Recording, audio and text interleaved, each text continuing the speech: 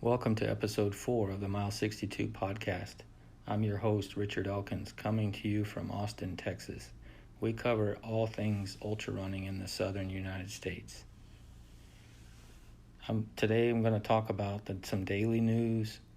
I'm going to have one equipment review for you and an exciting interview with my younger brother, ultra trucker Sam Elkins. Last week, we had Ultra Trail Mont Blanc, which some consider the Super Bowl of ultra racing. It takes place in France, starts in France, goes through the Alps, through Italy, and then comes back through Switzerland and finishes in France. It's 170 kilometers, about 100 miles, 45,000 feet of gain. Extremely difficult race. This race has never been won by an American male. There are quite a few Americans participating in the race the last few years. It's a stacked field, and traditionally the Spanish and the French do very well in this race, and the Americans do not. This year was no different. We had Zach Miller, Tim Tollefson, a lot of Hoka athletes, ultra athletes, and they didn't do very well.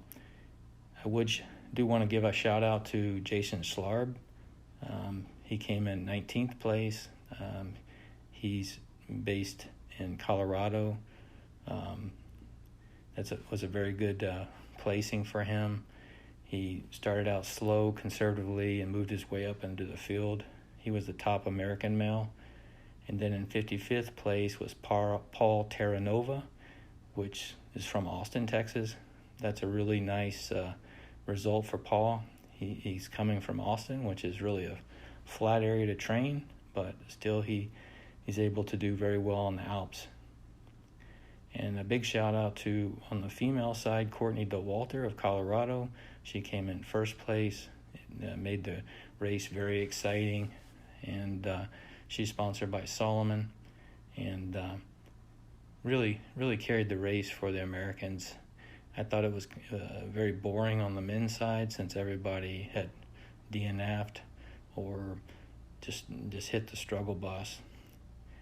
But Courtney came through, made it very exciting. Ming Yao, the Chinese runner, led the race probably through the halfway point, and then had to drop out, and Courtney took the lead. So it was very exciting. I hope next year that Jim Walmsley and some other strong American runners will take another shot at the men's title.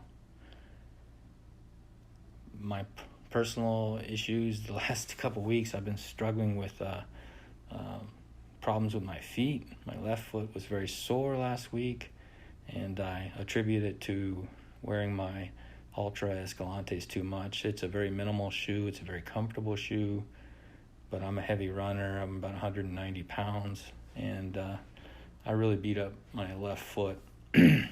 Took a few days off.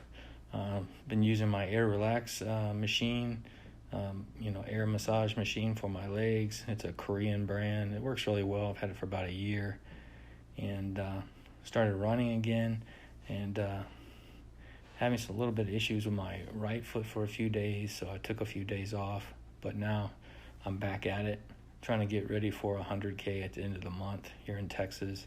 And then in October, I have Javelina 100-mile race. So I'm really trying to build up my mileage and get prepared. Other news this week, there's been a lot of talk about CBD oil. There was a post by Camille Heron, which is a professional ultra runner, basically telling everyone they need to be careful what they're putting in their body. And I think she had a good point. The reason this was in the news is because Lauren Gross, which is a professional triathlete, got disqualified for breaking the anti-doping rule. She was using CBD oil, which had traces of THC. I recently listened to another podcast, and they explained that there's 3 types of CBD oil, and one of the most prevalent types does have traces of THC, and it only takes like 0.3 micrograms of THC, if I got my math right, to get you disqualified.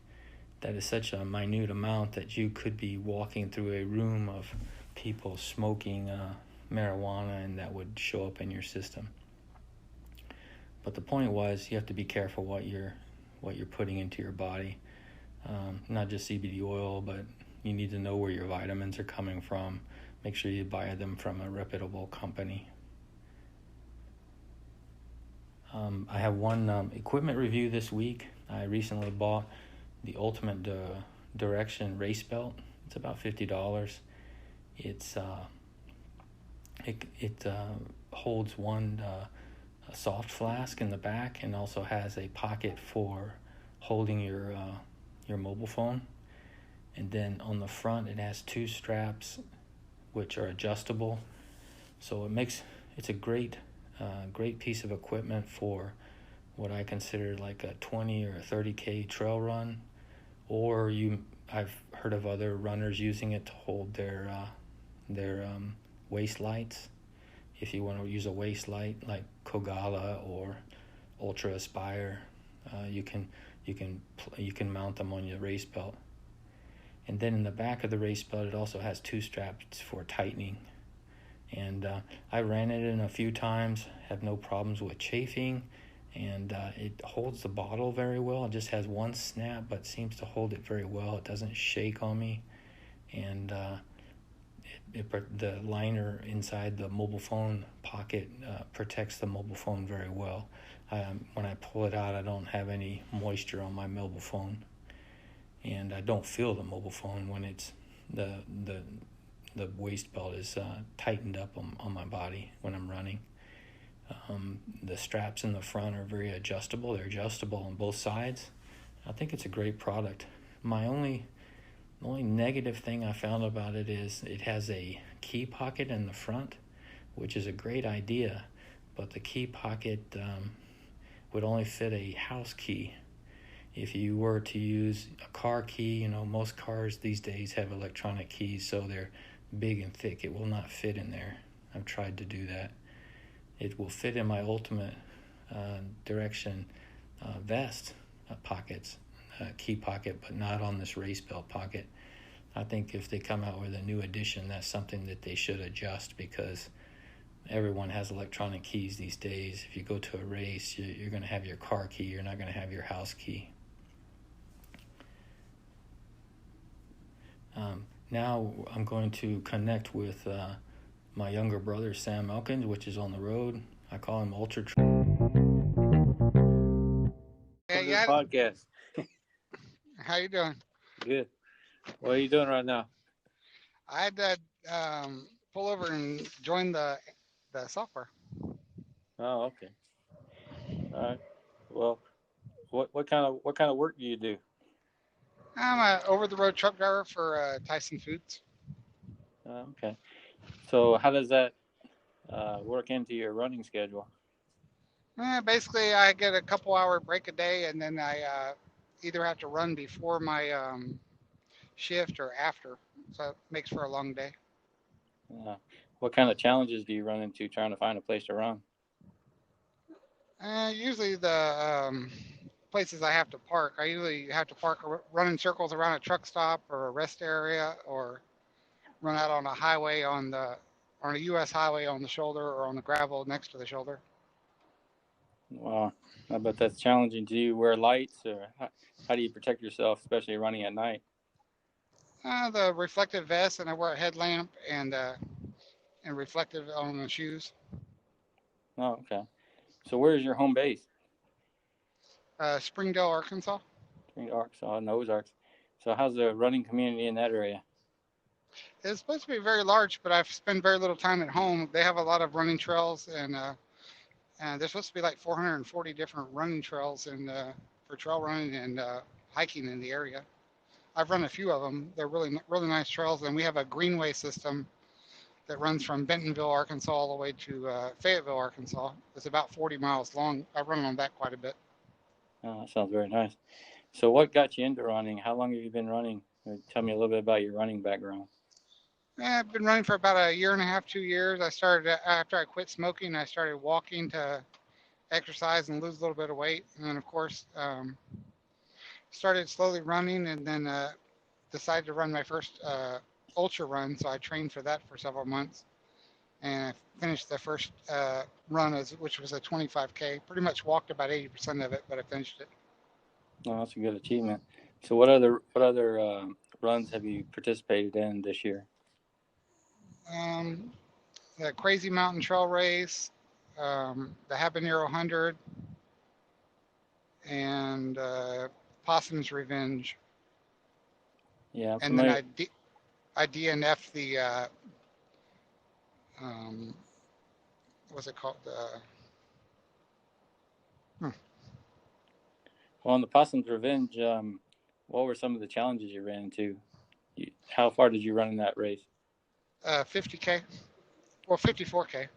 It's very technical, lots of elevation gain, and very hard on the feet, and it was a really challenging race, but fun. Where did it take place at? In Mineral Wells, Texas. Oh, okay, I can imagine it's pretty hot. What kind of equipment did you use when you were out there? The Ultra Tempe 1.5s, and then I used my Ogio hydration vest. Oh, okay. What about for nutrition? Did you just use what was available at the aid stations, or did you bring some of your own? The mostly gels, and then tailwinds, and peanut butter and jelly sandwiches. Oh, okay. So how long did it take you to finish that race? About it was about 13 hours. It was longer than normal because it was so challenging. I'm That's a still good consider, yeah. it's a good accomplishment. That's a tough race. I've heard of that one. What the Habanero Hundred? That's notorious for being started at noon and very hot. How did you do in that run? I finished it in a little over 10 hours. It was extremely hot, and I did really good. The only big accomplishment is I had very little chafing. A lot of people had a lot of chafing and really torn up. So how did you? What was your strategy? How did you prevent your chafing? Uh, I used a lot of trail toes. Oh, okay, Trail Toes lube. Yeah, I'm familiar with that. So have you used other products before? Or? Yeah, I used Vaseline, the trail toes, and the Body Glide, like the one that looks like a deodorant. And I lathered that everywhere I could possibly think of, including between the toes and the crotch region, and even the bottom of the butt cheeks where the liner of your shorts runs up and down. That's important too. Yeah, I can imagine. That race, what'd you do? The 50K? 50K. And how did you like running at night? It was a lot of fun. That was my first time running with a headlamp. What type of gear did you use in that race? The Diamondback, and then I used the Tempe 1.5s, and then I switched to a Ultimate Direction Adventure hydration vest, and then I carry an extra uh, speed draw bottle. Oh, okay. Yeah, it sounds like a good plan. That race uses a lot of tailwind. Are you comfortable using different types of sports drinks, or do you have one that you bring with you?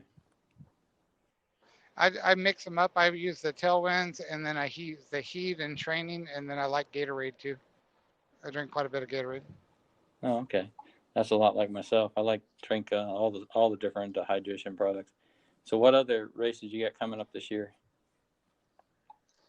I have the J&J Trail Race. I'll do the 50K, and then my very first 100K will be Habanero 100. Oh, okay. J&J, where is that held at? That's going to be in Rock Springs, Texas, and that's basically running around in a rock garden. Oh, yeah, I'm familiar with that. That's Very, at Camp very, Eagle. That's where they held the Bandera race. So you have some experience there before. Was your first trail run there? Yeah, my very first 25K was there, and I cried when I saw the finish line. It was so challenging. Well, now Javelina 100K is one that I've done before, and that's a pretty technical, hot course. What have you done to prepare for that? Just up my training. I just running longer and longer time on feet. I'm trying to run between 7 and That's 10 good. miles a day, and try to include one long run per week. And I also do a lot of sit-ups and crunches, about 100 a night. And then I also cross train with a bicycle. I try to do about 40 or 50 Oh, miles on that's a great. bicycle a week. So how many miles per week are you averaging? Say the last few months. Between 30 and No, that's 38. good. So do you use Strava? What tools do you use to monitor your progress? I use the Garmin Phoenix 5, and then I use Strava, and then of course Garmin Connect, Oh, that's great. and then So what suggestions do you have for new runners out there that'd be interested in getting involved with ultras?